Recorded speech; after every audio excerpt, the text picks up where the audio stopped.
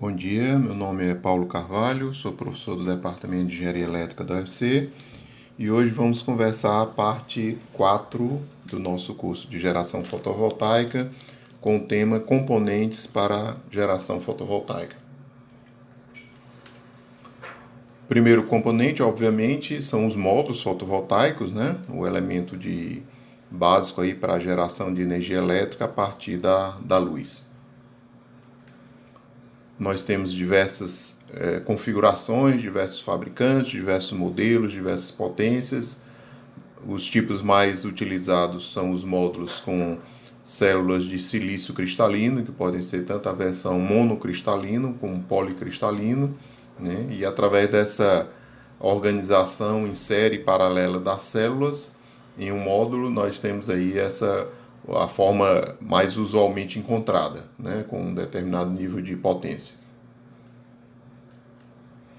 Aqui o princípio básico, como nós colocamos, né, temos aqui a conexão na parte superior, a conexão em paralelo, em que a corrente total é dada pelo somatório de cada corrente gerada por um módulo individualmente, mantendo a tensão constante.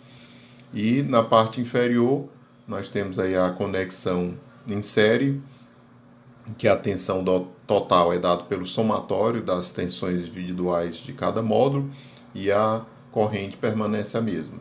Então, obviamente, através desse arranjo de conjunto de módulos em série em paralelo, nós podemos ter, a princípio, qualquer nível de potência, né? Logicamente submetido aos limites aí financeiros, limites de espaço. Mas, a princípio, qualquer nível de potência pode ser alcançado pela conexão em série em paralelo de diversos módulos. Um componente importante são os conversores eletrônicos, né? Como nós sabemos aí,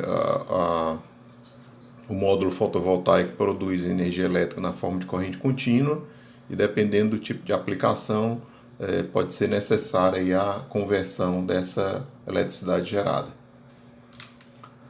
Destacamos aqui inicialmente o conversor CC-CC, né? Então, logicamente, aqui um nível de corrente contínua para outro nível de corrente contínua. Então, temos aqui, por exemplo, uma estrutura básica, né? Aqui apenas uma estrutura simplificada, didática, de um conversor abaixador, que é um circuito eletrônico utilizado para converter uma tensão CC em outra tensão CC de valor mais baixo. Então, aqui as configurações chaves aqui com a chave no momento em que a chave fechada. Aqui temos aqui durante a abertura da chave. E aí temos aqui resultante, veja que a tensão da carga é menor do que a tensão fotovoltaica, dada aí por esse chaveamento, né? A tensão da carga menor do que a tensão fotovoltaica, caracterizando aí um circuito abaixador. Outra possibilidade é um conversor elevador, né? Obviamente, como o nome sugere, ele eleva o nível da tensão CC, né? Temos aqui um circuito básico, didático, no momento aqui a chave está conduzindo, e o momento seguinte aqui que a chave está aberta. E aqui veja que a tensão da carga, né, maior do que a tensão fotovoltaica, resultante aí dessa operação aí de chaveamento, dado por essa equação aqui na parte inferior da figura. E aí temos um circuito aqui, logicamente de forma simplificada, os principais componentes de um circuito que faz as duas funções, elevador, abaixador, conforme a necessidade. E para que a importância disso? Esses conversores são importantes para implementar, né, o segmento do ponto de máxima potência. Como nós vimos anteriormente, a célula, o módulo fotovoltaico é caracterizado pela curva IV, e em apenas um ponto, né, um par corrente de tensão fornece a potência máxima. Então interessa para mim trabalhar sempre no nível de tensão que vai levar a essa máxima potência, que a gente chama de VMPP, né, ou seja, a tensão do ponto de máxima potência. Então, independente, numa situação real, nós temos diversos níveis de radiação, né? A radiação solar que chega ao módulo está variando a todo momento, passa uma nuvem baixa, a nuvem vai embora, a radiação sobe. Nós também temos a variação ao longo do tempo da temperatura. Então, todos esses fatores vão fazer com que a todo momento essa curva IV ela esteja variando e, consequentemente, nós teremos a todo momento um novo ponto de máxima potência, né, para a nova curva IV que vai ser obtida. Então, precisamos de um mecanismo para seguir, né, esse ponto. Então, a tensão vai ser sempre variada, procurando alcançar a tensão do MPP. Para essas estratégias de segmento, nós temos diferentes, né, algoritmos, tá certo? Então, os mais importantes estão aqui listados, né? Então, basicamente, os mais importantes são perturbar e observar, tensão em corrente constantes e condutância incremental. Perturbar e observar, basicamente, consiste em um método que provoca uma pequena alteração ΔV na tensão, o que acarreta uma alteração ΔP na potência. Tá? Então, eu altero a tensão e observo a correspondente alteração na potência. Por isso que o método é chamado perturbar e observar.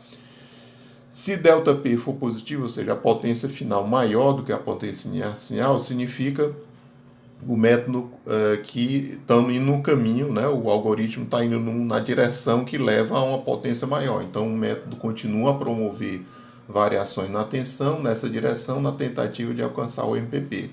Se ΔP for negativo, né? Lembrando aí da nossa curva da nossa curva potência-tensão, ΔP for negativo, o sinal de variação de ΔV é invertido. Significa que já passamos do ponto de máxima potência.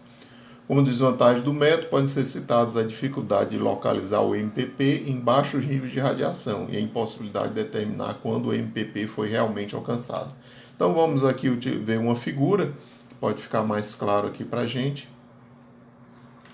Então pronto, então veja como basicamente o método pode ser explicado aqui facilmente com a curva potência-tensão.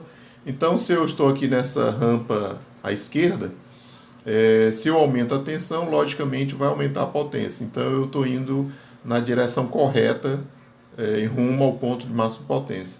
Se eu passo do ponto, o que é que acontece? Logicamente, a potência final é menor do que a potência inicial. Então, o dP/dV é negativo. Então, significa que eu já passei. Então, eu tenho que inverter o sentido da minha busca para voltar nesse ponto. Como foi citado, temos duas desvantagens. Primeiro, para uma situação real, lembro sempre que essa curva está variando a todo instante, né? Então, o que é que acontece? As duas desvantagens. O ponto dP/dV igual a zero, que seria aqui na figura representada aqui, né? A inclinação igual a zero, é quando a potência é máxima, esse ponto nunca é realmente alcançado. Então, quando eu passo, eu volto, quando eu volto, já voltei demais, tenho que subir, então ele fica, na realidade, em torno do ponto. Então ele fica aí, né, lembrando sempre que isso aí é um processo dinâmico, essa curva variando a todo momento, mas eu fico sempre em torno do ponto de máxima potência. E outra desvantagem mencionada é que para níveis de radiação muito baixo, essa curva ela tende a ser plana. Então esse pico, né, esse pico como está aqui nessa figura, ele não fica tão pronunciado. Então há uma certa confusão, né, digamos assim, por parte do algoritmo de determinar realmente qual é esse pico máximo, qual é esse momento de máxima potência. É bem verdade que, obviamente, para um nível de radiação baixo, como a potência gerada, obviamente, como consequência, vai ser baixo, então a perda, relativamente falando, não é tão significativa. Né? Nos casos de alta radiação, com maiores níveis de potência, então esse pico, né, já é bem pronunciado e aí com isso reduz aí essa desvantagem do algoritmo. Um segundo algoritmo aí que pode ser mencionado é tensão em corrente constante, né? A base aqui é a observação de que a razão entre a tensão de máxima potência, VMPP, e a tensão de circuito aberto, VOC, é aproximadamente constante. Então, aproximadamente, nós podemos dizer que VMPP por VOC é aproximadamente uma constante que é menor do que 1. Tá? Então, o que é que acontece? Para a implementação do algoritmo é necessário interromper momentaneamente o circuito para medir VOC. Em seguida, o seguidor do MPP calcula o ponto de operação em função de K e VOC. Quer dizer, ele multiplica K vezes VOC, vai dar o novo ponto, novo valor da tensão de VMPP. E promove sucessivas mudanças na tensão a fim de chegar à tensão de máxima potência estimada. Né? Observação aqui da literatura, a eficiência do método é inferior à dos outros devido à variação do valor de K com a irradiação e temperatura e a necessidade de interrupções no circuito para medir VOC, o que provoca perda de potência. Então, a literatura destaca aí duas desvantagens, né? Primeiro que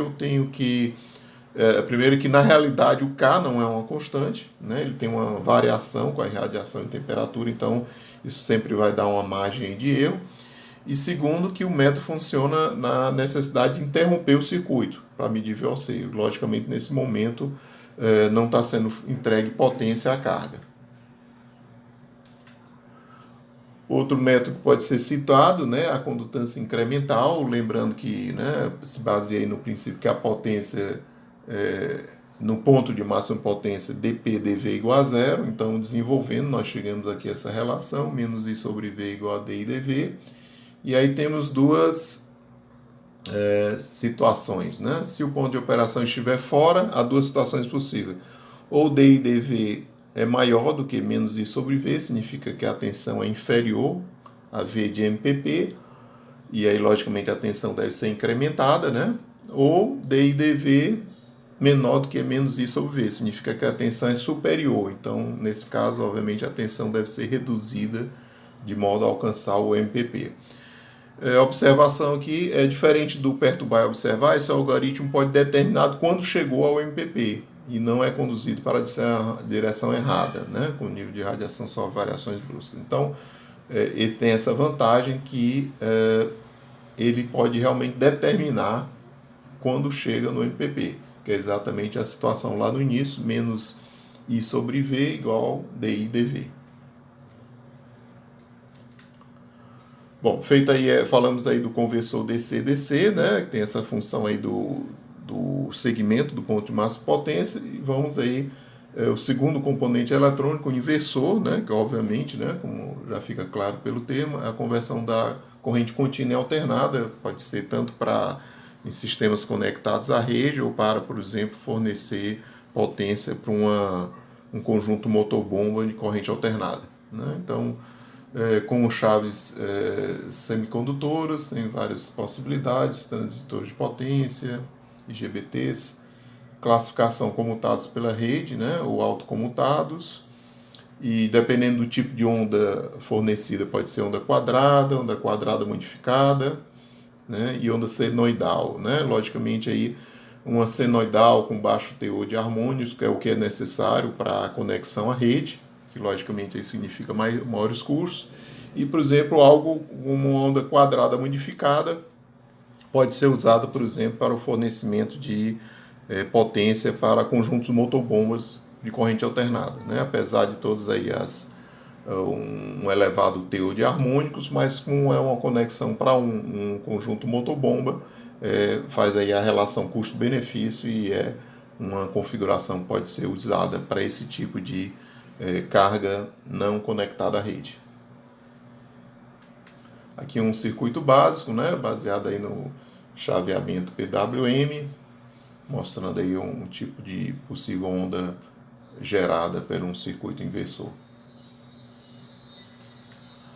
Aqui a visita que nós fizemos a um fabricante alemão de inversores, estão mostrando aí a evolução, né, aqui desde 1990, 2007, diferentes configurações, sempre a busca de maiores eficiências com menores custos. Aqui também modelos aqui, por exemplo, aqui o da esquerda com eficiência de 96,3%, aqui o da direita com eficiência de 98,1%. Então, sempre essa busca aqui para inversores com maiores eficiências, apesar de, obviamente, a eficiência já poder ser considerada bastante elevada, né? Superior a 98%. Aqui o da direita é para um sistema trifásico. Aqui são os inversores utilizados, né, no Laboratório de Energias Alternativas, da UFC. Então nós temos duas plantas, então dois inversores, uma planta aqui da esquerda, um inversor maior para uma planta de 3,9 kW pico, e o inversor da direita para uma planta de 1,5 kW pico. Bom, um outro componente que pode também ser encontrado, pode ser usado, é o mecanismo de segmento solar, né? Então, a lógica aí é, através desses mecanismos, aumentar a eficiência de captação, principalmente nas primeiras horas do dia e nas horas finais do dia. Então, nós temos basicamente duas configurações de um eixo e dois eixos. Um eixo pode ser do tipo polar ou horizontal, então em que o módulo fotovoltaico ele acompanha o movimento do Sol ao longo do dia. Sempre lembrando, né, que obviamente isso é um vício de linguagem, todos nós sabemos que é a Terra que está girando, não é o Sol que está girando, então fica esclarecido mais uma vez que isso é um vício de linguagem, né, que se utiliza na prática a gente dizer que o mecanismo de segmento do Sol, né?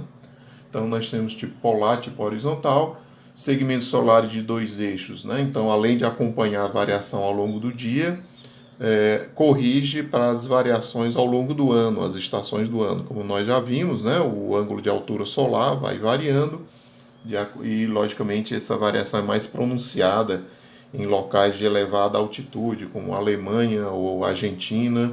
No caso aqui específico da cidade de Fortaleza, estamos praticamente na linha do Equador, né? 4 graus de latitude sul.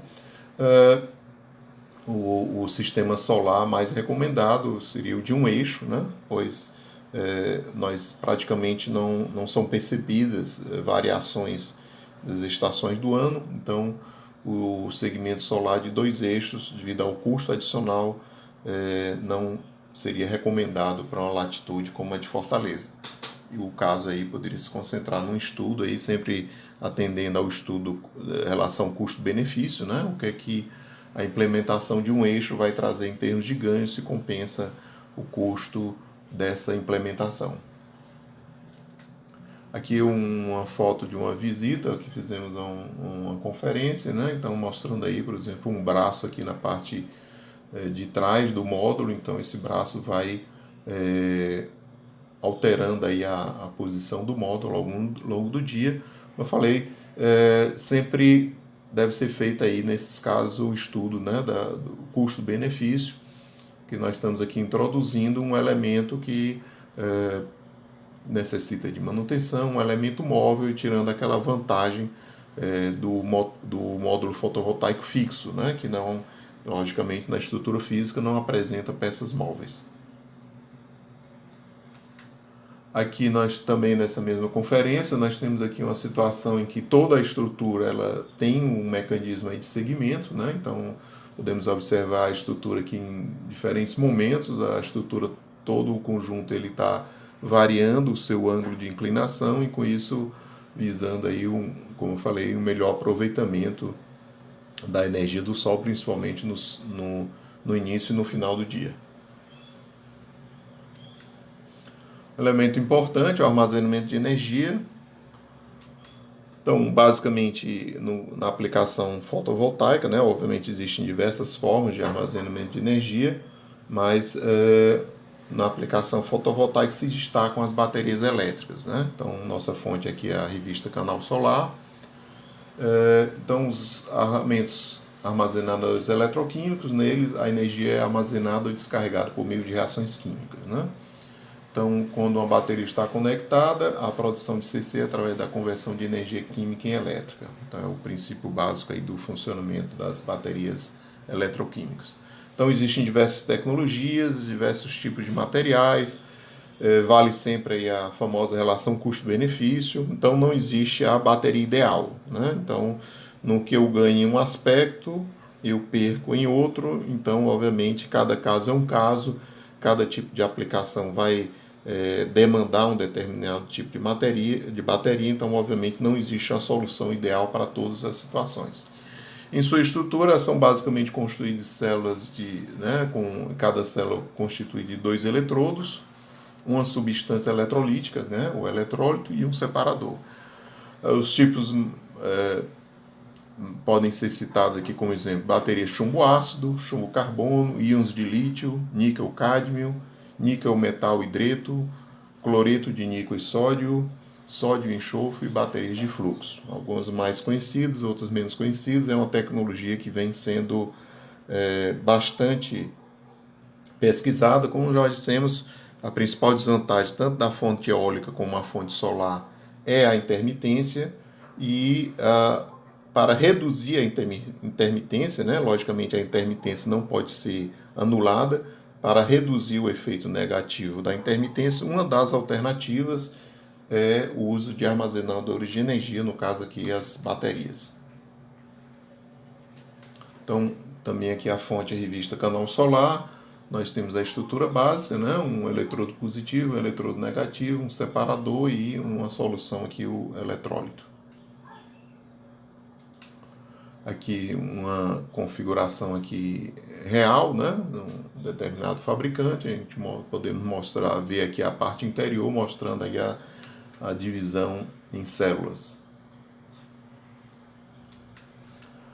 Bom, os critérios para a classificação das baterias, Então existem inúmeros critérios, como nós já comentamos. Não existe a bateria ideal. Às vezes uma bateria tem um desempenho muito bom em um critério, mas para outro já é um critério ruim. Então vamos dizer que os principais critérios podem ser usados. Primeiro, energia específica, ou seja, a quantidade de energia por quilograma, tá? A densidade de energia por litro, a capacidade de carga em ampere-hora, profundidade de descarga aceitável, quer dizer, quanto que eu posso tirar da bateria sem prejudicar a vida da bateria, O tempo de vida, que é relacionado ao número de ciclos de carga e descarga que a bateria suporta, a capacidade de suportar temperaturas elevadas, que obviamente afetam o tempo de vida e a segurança de operação, particularmente importante no contexto da região em que vivemos, Nordeste do Brasil. Potência específica, que é o watt por quilograma, e a taxa C-rate, que determina a velocidade com que as baterias podem ser carregadas ou descarregadas. Tanto o primeiro item, energia por quilo, como essa taxa C-rate, que é a velocidade de carga e descarga, são fatores muito importantes, por exemplo, numa aplicação que vem crescendo mundialmente, que são os carros elétricos. Então é fundamental a relação energia por quilo, para ser usada no veículo, e também fundamental nesse tipo de aplicação a taxa, a velocidade com que a bateria é carregada ou descarregada. Essa figura é bastante interessante, também aqui é a mesma fonte. Ele mostra isso que a gente comentou, que não existe uma solução única para todos os problemas. Então, observamos, por exemplo, as baterias bastante utilizadas, são as baterias de chumbo ácido. Elas se destacam aí pelo relativo baixo custo, então são amplamente utilizadas. Ela tem aqui, veja aqui, se nós observarmos, a menor densidade volumétrica, e a menor energia específica. Tá? Então está aqui no canto inferior esquerdo da figura. As baterias, por outro lado, nós temos as baterias de lítio-cobalto e lítio-manganês e lítio-ferroso fosfato, e um material estão sendo bastante utilizados, bastante pesquisados atualmente, particularmente nessa conexão aí do veículo elétrico. Elas estão exatamente no oposto, Elas possuem uma alta densidade volumétrica e têm um alto energia específica. Então elas se destacam aqui exatamente no canto superior direito aqui da nossa figura. E, obviamente, ainda é uma barreira é a questão do alto custo relativo. Então veja aí que é o objeto aí de muitas pesquisas, muitos estudos tentando redução aí dos custos. Outra figura mostra o tempo de descarga na potência nominal e no eixo horizontal diferentes níveis de potência. Então veja aqui, por exemplo, a bateria mais conhecida, a bateria de chumbo ácido. Ela apresenta um tempo médio e ela apresenta a vantagem de ser utilizado numa ampla faixa de potência, né? Vejam aí que vai de 1 kW até 10 megawatts, o que justifica aí a sua larga utilização, né? E nós temos aí as baterias. Então veja algumas baterias, né, que são utilizadas numa faixa mais restrita de potência, né? Por exemplo, nós temos ali baterias sódio e enxofre lá em cima, se tornam viáveis apenas nas faixas de megawatts, tá certo? Então, como sempre aí, as baterias de íons de lítio já ficam próximos aí de chumbo ácido, é uma faixa de aplicação menor do que 1 megawatt. Então veja como, né, estamos sempre destacando, não há uma solução ideal para todos os casos. Associada à bateria está a ideia aí do controlador de carga, né? Então a ideia basicamente, como o nome já está dizendo, é proteção da bateria contra cargas e descargas excessivas, aumentando a vida útil da mesma. Então, obviamente, há o interesse da proteção da bateria, evitar essas cargas e descargas excessivas, porque caso elas ocorram, reduzem bastante a vida útil da bateria, né? Então, obviamente, aí a função desconectar o arranjo fotovoltaico quando a bateria atinge carga plena, interromper o fornecimento para a carga, né, quando o estado de carga da bateria atinge um nível mínimo. O projeto deve considerar as especificidades de diversos tipos de bateria, regime de operação, tensão e corrente de operação. E aí temos diversas filosofias, né, para determinação do estado da carga, integração da corrente de entrada e saída, medição da pressão interna, medição da tensão dos terminais. Basicamente, um dos métodos mais fáceis, mais utilizados é através da tensão dos terminais. Então, a tensão está associada ao nível de carga, então, através da medição da tensão, eu posso facilmente ter uma estimativa do nível de carga das baterias. Aqui diversos, né, um determinado congresso mostrando diversos tipos de controladores de carga, existem diversos fabricantes, diversas possibilidades. Pensando especificamente aqui no modo autônomo, né, sistemas não conectados à rede, se destaca aqui o uso para bombeamento d'água. Então, obviamente, nesse tipo de aplicação necessita de conjunto motor-bomba.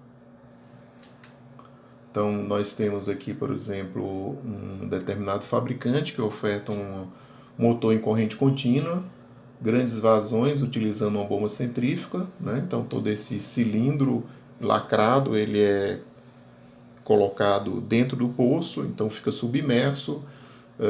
Obviamente, então, esse tipo de aplicação está associado com quando é necessário vazões, como são necessárias vazões maiores.